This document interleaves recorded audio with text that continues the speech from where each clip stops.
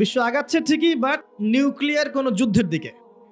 এখন বলবে ভবিষ্যৎবাণী করে দিল নিউক্লিয়ার যুদ্ধ হবেই, হবেই তো বলি নাই, বলেছি হওয়ার মুখোমুখি অবস্থা দাঁড়িয়ে আছে। যে কোনো মিলিটারি অ্যাফেয়ার্স যারা পড়াশোনা করে, ভালো মানের পলিটিশিয়ান যারা, যারা ইন্টেলেক্ট রাখেন মাথার মধ্যে, শিক্ষিত সমাজ এবং মিলিটারি অ্যাফেয়ার্স যারা বোঝেন, তাদেরকে জিজ্ঞাসা করে দেখেন যে আবু তো আদনান ভাই একটা লেকচারে বলেছিল যে সারা ওয়ার্ল্ড নাকি নিউক্লিয়ার যুদ্ধের দ্বারপ্রান্তে দাঁড়িয়ে আছে, কথাটা কতটুকু সত্য? তারা অ্যান্সার দিবে ইনশাল্লাহ। দেখেন, এই শিক্ষিত সমাজ অ্যান্সার দিবে ইনশাল্লাহ। তাকে জিজ্ঞেস করতে যায় না যে বিষয়ে কোনো জ্ঞানই রাখে না। আমার কথা কি বুঝতে পারছেন? যারা এই সেক্টরে পণ্ডিত তাদেরকে জিজ্ঞাসা করেন, তারা বলবে যে হ্যাঁ, এটা মুখোমুখি দাঁড়িয়ে আছে, যে কোনো সময় হতে পারে, হতে পারে, হতে পারে। আমরা নিউক্লিয়ার যুদ্ধ হবে কিনা তা তো আর আমরা কোরআন সুন্নাহয় পাইনি। এতটুকু পেয়েছি, মালহামা হবে। কি হবে? মালহামা মানে মহাযুদ্ধ। এটা বিভিন্ন কান্ট্রির মধ্যে জড়িয়ে পড়তে পারে, আল্লাহু আ'লাম বিসসাওয়াব। এতটুকু জেনেছি, ইরাকের ইউফ্রেটিস নদীর সোনার পাহাড়কে কেন্দ্র করে বিশাল যুদ্ধ হবে, এটা জেনেছি, হাদিসে আছে। শুধু তাই নয়, নবী সাল্লাল্লাহু আলাইহি ওয়াসাল্লাম বলেছেন প্রতি 100 জনের মধ্যে, প্রতি 100 জনের মধ্যে 99 জন মানুষ ওই যুদ্ধে মারা যাবে। যারা যুদ্ধে অংশ নিবে তাদের কথা বলা হচ্ছে। মুসলিমদেরকে বলা হচ্ছে তোমরা ওই সম্পদে হাতও দিবে না। ওই সম্পদ নেয়া তো দূরের কথা, ওখানে হাতও দিতে যেও না। আমার কথা কি বুঝতে পারছেন? তো দেখছেন বিশ্ব এগিয়ে যাচ্ছে, কিন্তু আমরা বলছি যে একটা নিউক্লিয়ার ওয়ারের দিকে এগিয়ে যাচ্ছে। দেখছেন ইকোনমিক্যালি আমরা খুব সমৃদ্ধ হচ্ছি, সারা বিশ্ব, তাই না? কিন্তু বিশ্বের অনেক দেশ, বিশ্বের অনেক কান্ট্রি ইকোনমিক্যালি এখন একটা দুরবস্থার সম্মুখীন হয়ে আছে। এটা রিয়েলিটি আর ভিজুয়াল ওয়ার্ল্ড এক জিনিস নয়। আপনি দেখছেন মেয়েরা খুব এগিয়ে যাচ্ছে, একদম ওই যে স্টেজে উঠে নাচানাচি করছে, অধিকার আন্দোলন এভরিথিং, তাই না? কিন্তু বাস্তবতা কি জানেন? বাস্তবতা হচ্ছে আমাদের মা বোনরা বেপর্দা হচ্ছে দিন দিন বেশি, এবং তারা এগিয়ে যাচ্ছে জাহান্নামের দিকে। আর নবীজি বলেছেন এই কথাই, শেষ জামানায় এক শ্রেণীর নারী বের হবে, নিসাউন, মহিলা, ক্যাসিয়াতুন, যারা কাপড় পরে থাকবে, আরিয়াতুন, তারপরেও নগ্ন হবে কাপড়, এবং তারা অন্যকে আকৃষ্ট করবে, যে সিডিউসড করবে, এবং অন্যের দিকেও আকৃষ্ট হবে, মানে নিজেও সিডিউস হবে। তো এই শ্রেণীর মেয়েরা কি এখন বের হয়নি? নবীজি বলেছেন এক শ্রেণীর মেয়ে বের হবে, পুরুষের পোশাক পরে থাকবে। কিসের পোশাক? পুরুষের পোশাক। এখানে শুধু বাহ্যিকভাবে পুরুষের পোশাক নয়, বাহ্যিকভাবে তো পুরুষের পোশাক পরেছেই অনেক আগেই। যান এই যে বনানী শপিং মলস, গুলশান, ঢাকার বিগ সিটিজ, মেগা সিটিজের মেগা পয়েন্টগুলো তো যান, আপনি নিজের চোখেই দেখতে পারবেন। আপনার এখানেও আছে? আচ্ছা, যাই হোক, হ্যাঁ, থাকতেই পারে, কারণ এগুলো তো এখন ছড়িয়ে পড়েছে কিভাবে? এই যে মোবাইল ফোনের মাধ্যমে। এমন কোনো জায়গা নাই এখন, বিশ্বের এমন কোনো জায়গা নাই যেখানে এই ফিতনাগুলো আসলে ছড়িয়ে পড়ে নাই। সো তারা ছড়িয়ে পড়েছে। এখন নবী সাল্লাল্লাহু আলাইহি ওয়াসাল্লাম এটাই বলছেন যে মেয়েরা পোশাক পরিবর্তন হয়ে যাবে, ছেলেরা মেয়ের পোশাক পরবে, মেয়েরা ছেলের পোশাক পরবে। পরে নাই? আর কোন নিদর্শনের জন্য অপেক্ষা করছেন?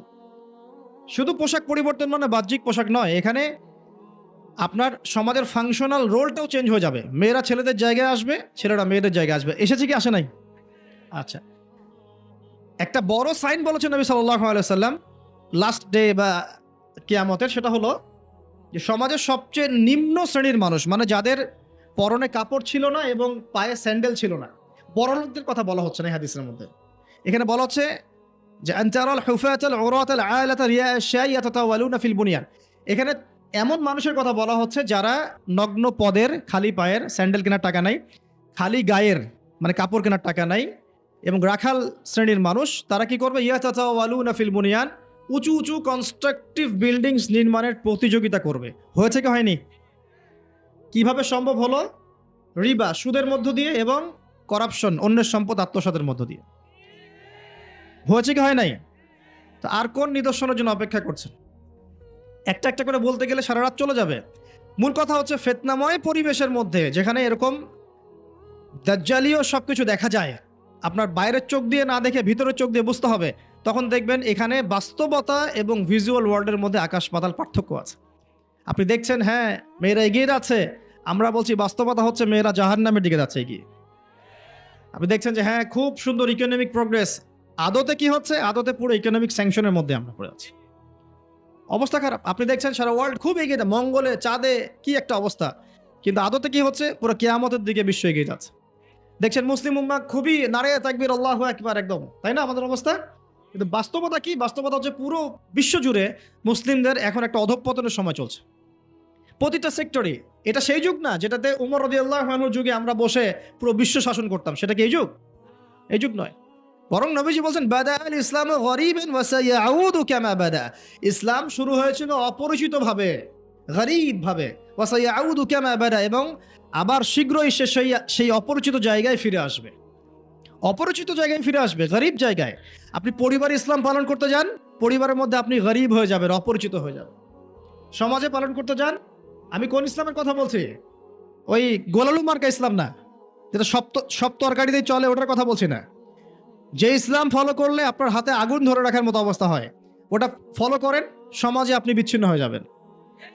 বিশ্বে পালন করতে যান, দেখবেন আপনাকে কোণঠাসা করে রেখে দিয়েছে। এই হলো অবস্থা, গরিবান। এই অবস্থায় কি হবে? যেটা আপনি বাহ্যিক চোখে দেখছেন, বাস্তবতা এমন নাও হতে পারে। আল্লাহ পাক আমাদেরকে এই সিচুয়েশনটাকে বোঝার তৌফিক দান করুন। আর সিচুয়েশন বুঝতে গেলে বাহ্যিক জ্ঞান যথেষ্ট নয়, ইন্টারনাল কি লাগবে? আল্লাহর বসিরা এবং নূর এবং মারেফত দরকার আছে। এটা কি জিনিস? এটা আমি আপনাকে আসলে ওই ক খ গ ঘর মতো পড়িয়ে বোঝাতে পারবো না, তবে আমি চেষ্টা করছি। আমার দিকে মনোযোগ দেন। খিদির আলাইহিস সালাম যা দেখছেন, মুসা আলাইহিস সালাম কি তাই দেখেছিলেন? আচ্ছা, খিদির আলাইহিস সালাম যে তিনটা ঘটনা ঘটলো, এই তিনটা ক্ষেত্রে খিদির সঠিক ছিলেন না ভুল? তাহলে তিনি এমন কি দেখলেন, কি বুঝলেন, কি শুনলেন যেটা মুসা আলাইহিস সালাম পারলেন না, বুঝলেন না? এটা কি?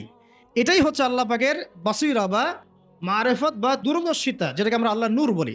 তিনি আল্লাহ পাকের নূর দিয়ে দেখছেন। এখন আমরা বুঝলাম শেষ জামানায় টিকে থাকতে হলে আমাদেরকে এরকম দৃষ্টিভঙ্গি নিতে হবে, এতটুকু বুঝতে পেরেছি। কিন্তু এই দৃষ্টিভঙ্গি অর্জিত হবে কিভাবে, এই বিষয়টা আমরা বুঝতে পারছি না। পরিবেশটা নষ্ট করেন না। এই দৃষ্টিভঙ্গি অর্জিত হবে কিভাবে, এটা কি জানা দরকার নাই? আচ্ছা, আসলে সেদিকে কথা বলি। প্রথম কথা, প্রিয় ভাইয়েরা, এই দৃষ্টিভঙ্গি অর্জন করতে হলে আগে কলব পরিষ্কার করতে হবে। কি করতে হবে? আচ্ছা, এটা কিভাবে হবে? সার্ফ এক্সেল দিয়ে ঘষবেন? আচ্ছা, কলব পরিষ্কার করার জন্য আমি কয়েকটা ফর্মুলা বলে দিই আগে। এটা সবার জন্যে। এবং বিশ্বাস করেন, এখন আমরা সমাজে যারা বসবাস করি, বেশিরভাগ আমরা মৃত কলব নিয়ে বসবাস করি, বেশিরভাগ। যদি কলব জিন্দাই হতো তাহলে হক বাতিল চিনতে পারতাম না। যদি কলব জিন্দাই থাকতো তাহলে কি দুনিয়ার এই মোহের মধ্যে ব্যস্ত থাকি? যদি কলব জিন্দা থাকতো সারাদিন, তাহলে দুনিয়ার ফিকিরে ব্যস্ত থাকতে পারি। যদি কলব জীবিতই থাকে তাহলে কাউকে দাফন করার পরে দুনিয়াবি খোশ গল্পে কেউ মত্ত হতে পারে? যদি কলব জিন্দা থাকে তাহলে কেউ মানুষকে ঠকাতে পারে, মাপে কম দিতে পারে, কেউ কি গোপনে পাপ করতে পারে, কেউ কি অন্যের সম্পদ আত্মসাৎ করতে পারে? কলব জিন্দা থাকলে কেউ সুদ খায়, কলব জিন্দা থাকলে কেউ জেনা করে, কলব জিন্দা থাকলে কেউ এরকম নোংরা কনসার্টে যেতে পারে? অতএব বুঝতে পারছি এইসব পরিস্থিতি দেখে যে আমাদের বেশিরভাগের কলব কি? মৃত, নিঃসন্দেহে মৃত, কোনো সন্দেহ নাই। নবী সাল্লাল্লাহু আলাইহি ওয়াসাল্লাম বলছেন, যখন আদম সন্তান একটা পাপ করে তখন কলবের মধ্যে একটা স্পট বা দাগ পড়ে, কালো একটা স্পট বা দাগ পড়ে। আবার যদি গুনাহ করে আবার স্পট পড়ে, আবার দাগ পড়ে, আবার গুনাহ করে আবার স্পট পড়ে। গোনার উপর গোনা করতে থাকে করতে থাকে, পুরো কলবটা কালো কুচকুচে কুচ্ছিত হয়ে যায়, দুর্গন্ধযুক্ত। অনেস্টলি বলেন তো দেখি, অনেস্টলি বলেন যে আমাদের কলবগুলো এখন এরকম না? আমরা কন্টিনিউয়াসলি পাপ করি না? কতবার দিনে আস্তাগফিরুল্লাহ ওয়া আতুবু ইলাইহি পড়ি, কতবার? নবী সাল্লাল্লাহু আলাইহি ওয়াসাল্লাম এমন একজন ব্যক্তি যার আগের গুনাহ মাফ, পরের গুনাহও মাফ, তারপরেও তিনি দিনে 100 বার বলতেন আস্তাগফিরুল্লাহ ওয়া আতুবু ইলাইহি। কলব পরিষ্কারটা সবচেয়ে ইম্পর্টেন্ট জিনিস। এখন মানুষ বলতে পারে সুফিজমের আলোচনা করছে। হ্যাঁ, সুফিজমের আলোচনা করছি কিনা তা জানি না, তবে আমি আল্লাহর ইহসান নিয়ে কথা বলছি। কি নিয়ে কথা বলছি? হাদিসে জিবরিলের মধ্যে 4টা প্রশ্ন করা হচ্ছে। কটা প্রশ্ন? 4টা। তার মধ্যে একটা প্রশ্ন হচ্ছে আখবিরনি আনিল ইহসান, হে মুহাম্মদ সাল্লাল্লাহু আলাইহি ওয়াসাল্লাম আমাকে ইহসান সম্পর্কে বলুন। জিবরাইল আলাইহিস সালাম প্রশ্ন করছেন। কে প্রশ্ন করছেন? ইহসান কি? নবী সাল্লাল্লাহু আলাইহি ওয়াসাল্লাম বলছেন আনতা আবুদাল্লাহ কাআন্নাকা তারাহ, তুমি এমন ভাবে আল্লাহর ইবাদত করবে যেন তুমি আল্লাহকে দেখতে পাচ্ছ। ওয়া ইল্লাম তাকুন তারাহু ফাইন্নাহু ইয়ারাক, তুমি যদি আল্লাহকে দেখতে নাও পারো, জেনে রাখবে যে আল্লাহ পাক তোমাকে দেখছেন। এই ফিলিংসটা মানুষের মধ্যে থাকলে কি মানুষ পাপগুলো কন্টিনিউয়াসলি করতে পারে? যদি পাপ হয়েও যায় সেটা তওবা করে ফিরে আসবে, তাই নয় কি? আচ্ছা, এখন দেখুন কি করতে হবে। এক নাম্বার বলছি যে অন্তরটাকে পরিচ্ছন্ন করতে হবে। পরিচ্ছন্ন করার জন্য প্রথম কাজ কি? প্রথম কাজ হচ্ছে 5 ওয়াক্ত নামাজকে আঁকড়ে ধরা। কি করা? 5 ওয়াক্ত নামাজকে আঁকড়ে ধরা। যদি আপনি জামাত মিসও করে ফেলেন, বাসায় পড়ে ফেলবেন, নামাজ বাদ দেওয়া যাবে না। মানে জামাত মিস করে ফেলেছি জন্য নামাজ বাদ, এমন নয়। নামাজ জামাত মিস হয়ে গেছে, আচ্ছা হয়ে গেছে, ঘুমিয়েছিলেন বা মনে ছিল না বা ব্যস্ত ছিলেন, কথার কথা, যখনই সময় পেয়েছেন, মনে পড়েছে, ঘুম থেকে উঠেছেন, নামাজ পড়তে হবে, একাই পড়তে হবে। বাদ দিবেন আজকে থেকে? বরং আমরা চেষ্টা করব ইনশাআল্লাহ জীবনে যে নামাজগুলো কাজা হয়ে গেছে সেগুলো যেন হিসেব করে আদায় করে দেয়া সম্ভব হয়, এটাও চেষ্টা করা উচিত। আল্লাহ পাক তৌফিক দান করুন। এক নম্বর নসিহত, নামাজ ছাড়া যাবে না। কারণ একটা হাদিস যথেষ্ট। নবী সাল্লাল্লাহু আলাইহি ওয়াসাল্লাম বলেছেন যে মান তারাকা সালাতান মুতাআম্মিদান ফাকাদ কাফারা, যে ব্যক্তি ইচ্ছাকৃতভাবে নামাজকে ছেড়ে দিল সে ব্যক্তি যেন কুফরি করলো। কি করলো? কুফরি করলো। মুআজ বিন জাবাল রাদিয়াল্লাহু আনহুর হাদিসে এসেছে, নবী সাল্লাল্লাহু আলাইহি ওয়াসাল্লাম বলেছেন মান তারাকা সালাতান মুতাআম্মিদান ফাকাদ বারিআত মিন জিম্মাতিল্লাহ, যে ব্যক্তি ইচ্ছাকৃতভাবে তার উপর অর্পিত ফরজ নামাজ ত্যাগ করলো সে ব্যক্তি আল্লাহ পাকের জিম্মেদারি থেকে মুক্ত হয়ে গেল, তার উপর আল্লাহর কোনো জিম্মেদারি নাই। প্রথম নসিহত, যদি অন্তর পরিচ্ছন্ন করতে চাই, নামাজ। মনে থাকবে ইনশাআল্লাহ। আল্লাহ আমাকে তৌফিক দান করুন, আপনাদের সবাইকে তৌফিক দান করুন। 2 নম্বর, বেশি বেশি কোরআন তেলাওয়াত। বেশি বেশি কি?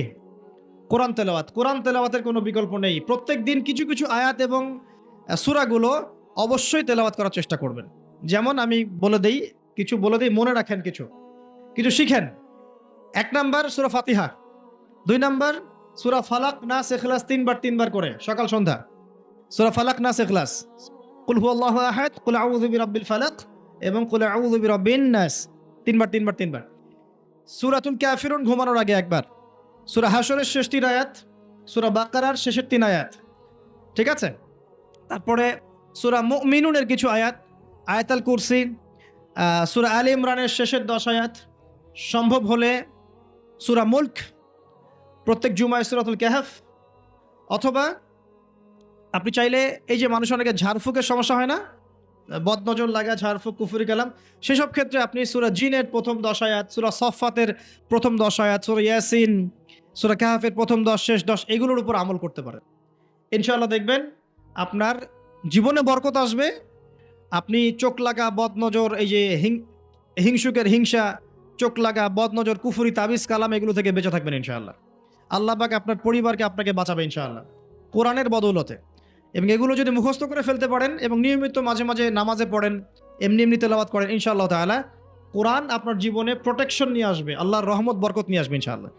এবং কোরআনের মধ্যে কি আছে? শেফা, আরোগ্য আছে। ওয়া নুনাজ্জিলু মিনাল কোরআন মা হুয়া শিফাউ ওয়া রাহমাতুল লিল মুমিনিন। আল্লাহ পাক বলছেন আমি কোরআন নাজিল করেছি, এর মধ্যেই মুমিনদের জন্য শিফা আছে, শিফা, আরোগ্য আছে, এবং আল্লাহর রহমত, দয়া আছে। আমরা আরোগ্য চাই না? আল্লাহর দয়া চাই না?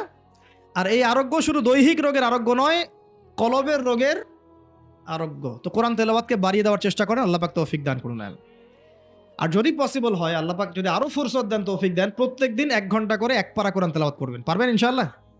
আল্লাহ আমাদের সবাইকে তৌফিক দান করুন। এরপর কি? বেশি বেশি আল্লাহর জিকির। 1 নম্বর কি বলেছি? সালাত। 2 নম্বর কোরআন তেলাওয়াত। 3 নম্বর হচ্ছে আল্লাহর জিকির। বেশি বেশি আল্লাহর জিকির। আল্লাহর জিকির মানে শুধু আল্লাহ আল্লাহ এটাকে বোঝাচ্ছি না আমি। আল্লাহর জিকির মানে আপনি সবসময় ফিল করবেন, আল্লাহকে স্মরণ করবেন যে আল্লাহ পাক আপনাকে দেখছেন, আপনি আল্লাহর ইবাদত করছেন, আল্লাহ আপনাকে দেখছেন। আপনি আল্লাহকে দেখতে না পারলেও আল্লাহ আপনাকে দেখছেন, আল্লাহ আপনার কথা শুনছেন, আল্লাহ হাজির নাজির, আপনি ফিল করবেন। জিকির মানে কি? স্মরণ করা। জিকির মানে কি? স্মরণ করা। আপনি সুবহানাল্লাহ পড়ছেন, আল্লাহর জিকির করছেন, আলহামদুলিল্লাহ পড়ছেন, আল্লাহু আকবার পড়ছেন, লা ইলাহা ইল্লাল্লাহ পড়ছেন, হ্যাঁ, লা হাওলা ওয়ালা কুওয়াতা ইল্লা বিল্লাহ পড়ছেন, এগুলো তো আপনি আল্লাহর জিকির করছেন, আলহামদুলিল্লাহ। এখন ব্যবসা করতে গিয়েছেন, এই যে মাপের দাড়িপাল্লা উঠালেন, এই যে মাপে কম দিচ্ছেন, এখন কি আল্লাহ আপনাকে দেখছেন না? এই যে আপনি আল্লাহকে স্মরণ করছেন যে আল্লাহ আমাকে দেখছেন, মাপে কমটা দেওয়া যাবে না, যদিও কাস্টমার বুঝতে পারছে না। এই যে আপনি আল্লাহকে স্মরণ করলেন, এটাই আল্লাহর জিকির। এটা কি? আল্লাহর জিকির। আপনি ওই যে স্কুলে গিয়েছেন বা কলেজে গিয়েছেন, এখন মাশাআল্লাহ আপনার তো বান্ধবীর অভাব নাই, কয়েকজন বান্ধবী আপনাকে ফোর্স করছে, চল ওখানে গিয়ে কফি খাই, এই করি সেই করি, আজকে ঘুরে আসি রমনা পার্ক, নাকি? তো এখন আপনি আল্লাহকে স্মরণ করছেন যে আমি আল্লাহকে দেখতে না পারলেও আল্লাহ তো আমাকে দেখছেন, না আমি তোমাদের সাথে যেতে পারবো না, এটা আমার জন্য জায়েজ নাই। এই যে আপনি আল্লাহকে স্মরণ করলেন, এটার নাম কি? আল্লাহর জিকির। সমাজের দায়িত্ব পেয়েছেন, আলহামদুলিল্লাহ, দায়িত্ব পাওয়া খারাপ কিছু নয়, এটাকে সঠিকভাবে পালন করাটাই চ্যালেঞ্জ। দায়িত্ব পাওয়া খারাপ কিছু নয়, দায়িত্বটাকে সঠিকভাবে পালন করাটা চ্যালেঞ্জ। দায়িত্ব পালন করতে গিয়ে আপনি ন্যায় বিচার করছেন, যখন দেখছেন যে এমন একটা বিচার সামনে চলে আসছে যে এখানে তো সমস্যা, এখানে ন্যায় বিচার করলে আমাকে হয়তো কিছু প্রতিবন্ধকতা শিকার হতে পারে, আর যদি অন্যায় করি তাহলে দুনিয়ার স্বার্থ আছে। এখন আপনি যদি অন্যায়টাকে বেছে নেন, আপনি আল্লাহর জিকির করেন নাই। যদি তখন আপনি ন্যায়টাকে বেছে নেন, আপনি তখনও আল্লাহর জিকির করেছেন। আল্লাহর জিকির শুধুমাত্র সুবহানাল্লাহ, আলহামদুলিল্লাহ, তাসবিহ, তাহলিলে নয়। সমাজের চলতে ফিরতে উঠতে বসতে সবখানে আল্লাহর জিকির আছে। আল্লাহর স্মরণ, আল্লাহকে স্মরণ কর। আল্লাহ পাক তৌফিক দান করুন, আমিন। তো জিকির বাড়িয়ে দেই। 4 নাম্বার কি? 4 নাম্বার হচ্ছে জ্ঞান অর্জন। মানে বেশি বেশি কোরআন সুন্নাহর জ্ঞান অর্জন করেন, আল্লাহর নূর মারিফত পাওয়া যাবে ইনশাআল্লাহ। 5 নাম্বার একটা বলে দেই, সেটা হলো আল্লাহওয়ালা মানুষ যারা, যারা আল্লাহওয়ালা মানুষ, আল্লাহর এবং রাসূলের কথা বলেন, যারা মুত্তাকি, পরহেজগার এবং সৎ, এইসব মানুষদের সাথে সংস্পর্শে থাকেন, আল্লাহ পাকের নূর পাওয়া যাবে ইনশাআল্লাহ। আর 5টা কথা বললাম, খালি অনলি 5টা।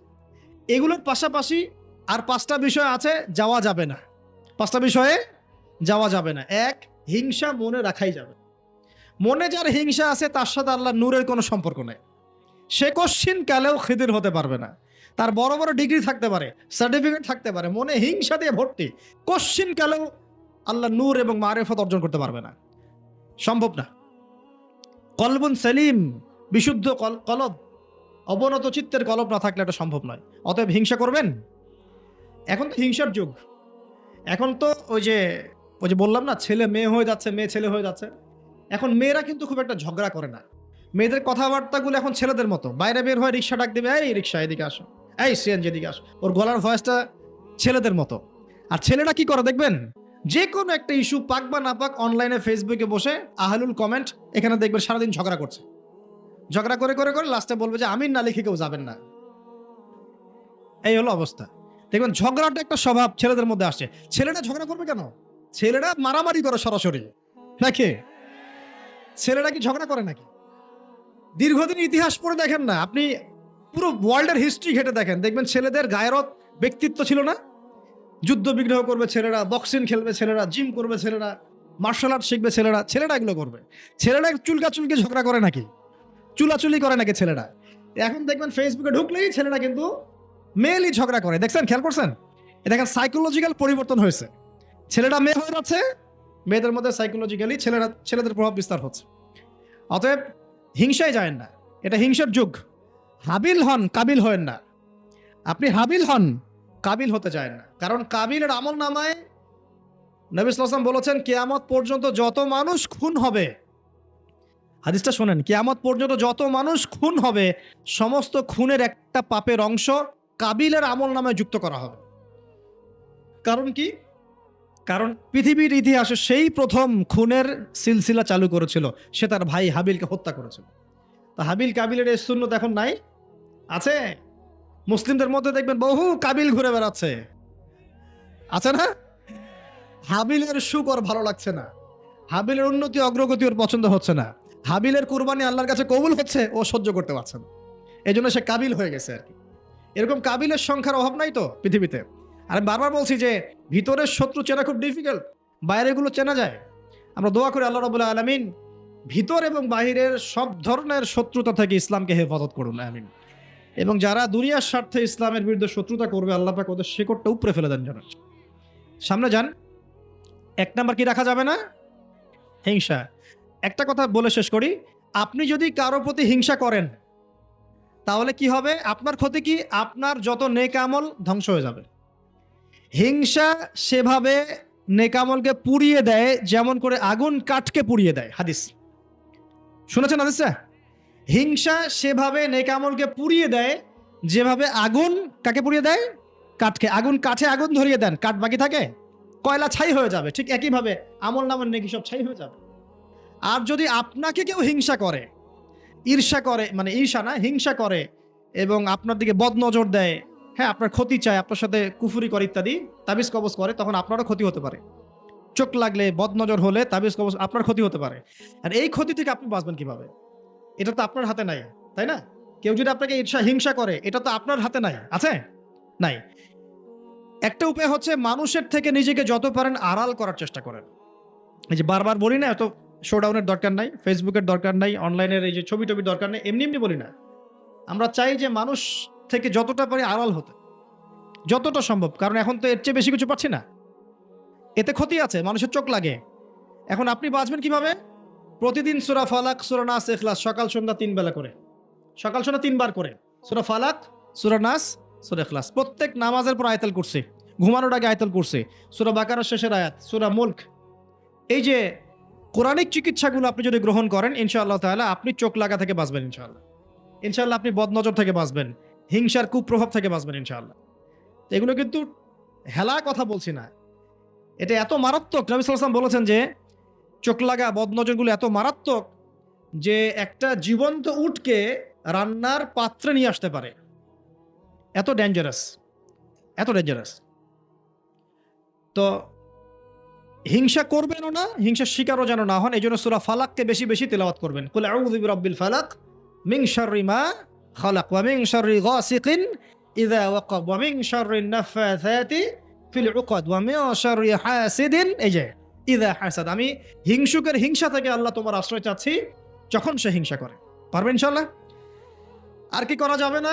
আল্লাহর নূর মারিফত পেতে হলে অহংকার করা যাবে না। কি যাবে না? আল্লাহ পাক সব পছন্দ করলে অহংকার পছন্দ করবেন না।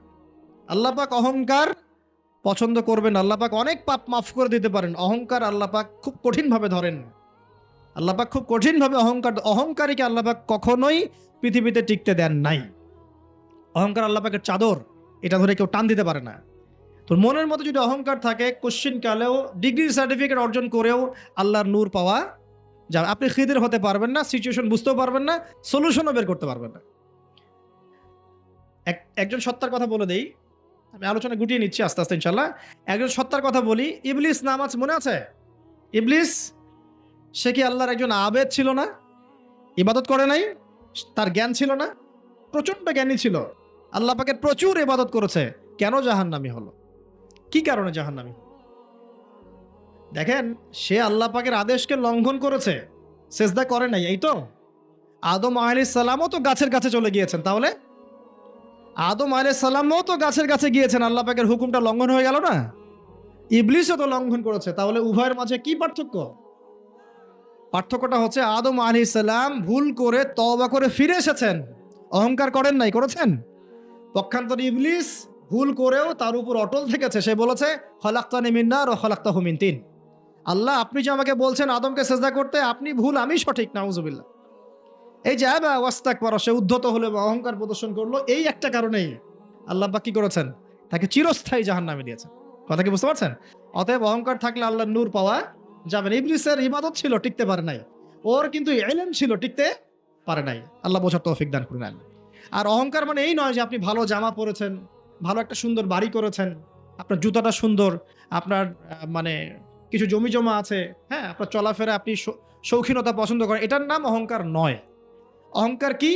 অহংকার হচ্ছে মাতারুল হাক্কি ওয়া গামতুন নাস, সত্য যেটা আল্লাহর পক্ষ থেকে, সত্য বিধানটাকে অস্বীকার করা এবং মানুষকে তুচ্ছ তাচ্ছিল্য করা, এই হলো অহংকার। মনে থাকবে? অহংকার কি? সত্যকে প্রত্যাখ্যান করা এবং মানুষকে কি করা? তুচ্ছ তাচ্ছিল্য করা। একজন মুমিন ভাইয়ের খারাপ হওয়ার জন্য এতটুকু যথেষ্ট যে সে আরেকজন মুমিন ভাইকে তুচ্ছ তাচ্ছিল্য করছে। ইবলিস অহংকার করেছে বলে কি হয়ে গেল? আল্লাহ পাক তাকে রিজেক্ট করলেন। তো আল্লাহ রাব্বুল আলামিন আমাদের সবাইকে অহংকার থেকে দূরে রাখুন, আমিন। এবং আমাদের মনে যদি অহংকার থেকে থাকে, এগুলোকে দূর করে ফেলার তৌফিক আল্লাহ পাক দান করুন। কিভাবে? দুটো কাজ করলে দূর হয়ে যাবে। এক, বেশি বেশি মৃত্যুর কথা স্মরণ করলে। যখন আমি ভিতর থেকে ফিল করবো যে হ্যাঁ, আমাকে মারা যেতে হবে, আমার হিসেব আমাকে দিতে হবে, তখন দেখবেন নিজেকে নিয়েই মানুষ বেশি ব্যস্ত থাকবে। আর যখন মানুষ নিজে অহংকারী হয়ে যায়, মনে করেন আমি তো পার পেয়ে গেছি, তখন মানুষ অন্যের দিকে বেশি তেল দেওয়া শুরু করে, অন্যের চরকায় বেশি তেল দেওয়া শুরু। আগে না বাবা, নিজের চরকায় আগে তেল দাও। তুমি নিজের আমলের কি অবস্থা, আকীদার কি অবস্থা, আল্লাহকে পেলাম কিনা, কোরআন পড়তে জানি কিনা, হাদিস কতটুকু মুখস্থ করলাম, কতটুকু দাওয়াতের কাজ করলাম, দিনের জন্য কি করলাম, এই ফিকির আগে করো তুমি, তারপরে না মানুষের দিকে চোখ দাও। আচ্ছা, আরেকটা কি? কোরআন বেশি বেশি তেলাওয়াত করা। নবীজি বলেছেন এই দুটো কাজ যে ব্যক্তি করবে, বেশি বেশি পরকালের কথা স্মরণ করবে এবং কোরআন তেলাওয়াত বাড়িয়ে দিবে, ইনশাআল্লাহ তার মনটা অহংকার থেকে দূর হয়ে যাবে ইনশাআল্লাহ, অন্তরটা পবিত্র হবে ইনশাআল্লাহ আযজা ওয়া জাল। হিংসা করা যাবে না আল্লাহ নূর পেতে হলে, অহংকার করা যাবে না। 3 নাম্বার একটা জিনিস বলে দেয় কি করা যাবে না। কাউকে অপবাদ দেওয়া যাবে না।